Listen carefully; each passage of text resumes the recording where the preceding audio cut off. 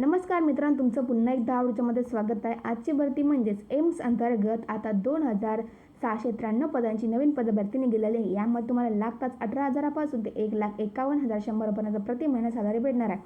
यामध्ये विविध पदे असणार आणि तुम्हाला या व्हिडिओमध्ये या भरतीची संपूर्ण माहिती बघायला भेटणार आहे. त्यामुळे व्हिडिओ सोबत नक्की बघा. व्हिडिओ आवडल्यास लाईक करा, चॅनल सबस्क्राईब नक्कीच करा. जर तुम्ही अजूनपर्यंत सेंट्रल बँक ऑफ इंडिया अंतर्गत 4,500 पदांची जी नवीन पदभरती निघालेली आहे तुम्ही ती व्हिडिओ नसेल बघितली तर मी या व्हिडिओ डिस्क्रिप्शनमध्ये त्यासुद्धा लिंक देत आहे. तुम्ही ती पण व्हिडिओ नक्कीच बघा किंवा चॅनल जाऊन फुल व्हिडिओ नक्कीच बघू शकता. डिस्क्रिप्शनमध्ये मी फेसबुक चॅनलची लिंक आणि व्हॉट्सअप चॅनलची लिंक दिली आहे, त्याला पण नक्कीच फॉलो करा. तर आजच्या भरतीकडे वर बघा, तुम्हाला स्क्रीनमध्ये संपूर्ण जाहिरात दिसत आहे. एम्स अंतर्गत ही पदभरती निघालेली आहे. यामध्ये पोस्ट नाव असणारे clerk, stenographer, nursing officer, pharmacist, lab assistant, OT technician, radiography, त्यानंतर ज्युनियर इंजिनियर या पदाकरता पदभरती असणार आहे. यामध्ये टोटल नंबर ऑफ वेकेन्सी असणारे 2,693. यामध्ये तुमचा पे लेवल हा 1 पासून ते 8 पर्यंत असणार, ज्यामध्ये 18,000 पासून ते 1,51,100 प्रति महिना तुम्हाला सॅलरी भेटणार आहे. जॉब लोकेशन हे तुमचं ऑल ओव्हर इंडिया असणार आहे. त्यानंतर बघा आता कोणत्या पदासाठी रिक्त जागा असणार आहे. तर सर्वप्रथम बघा, यामध्ये पद असणार आहे LDC, UDC अँड DECO.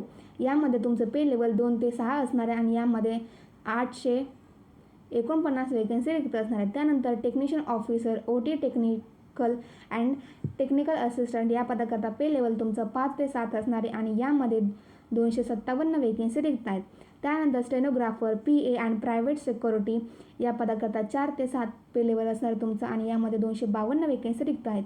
त्यानंतर येथे lab technologist and lab technician and lab assistant या पदाकरता 2 ते 6 पे लेवल असणार आहे आणि यामध्ये 229 जागा रिक्त असणार आहे.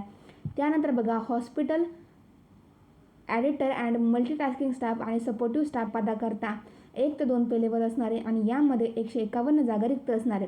त्यानंतर medical record technician and clerk या पदाकरता 2 ते 5 पे लेवल असणार तुमचा, 141 वेकन्सी रिक्त आहेत.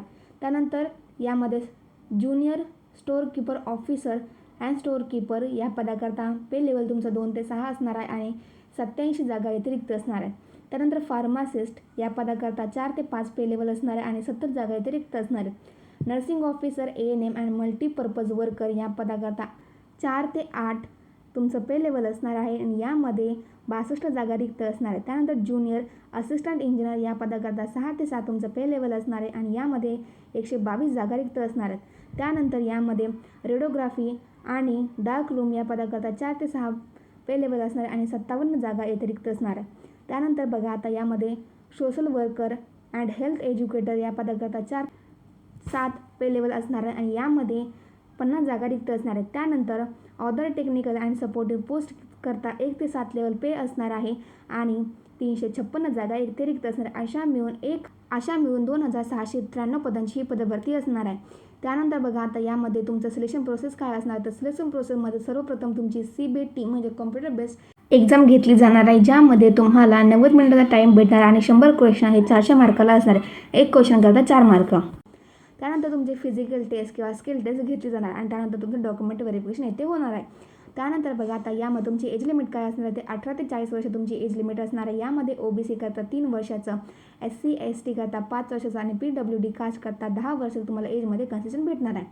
त्यानंतर बघा ॲप्लिकेशन फी किती लागणार आहे. जनरल आणि OBC करता 3,000 ॲप्लिकेशन फी असणार आहे. SC ST आणि EWS कॅटेगरी करता 2,400 रुपये ॲप्लिकेशन फी असणार आहे.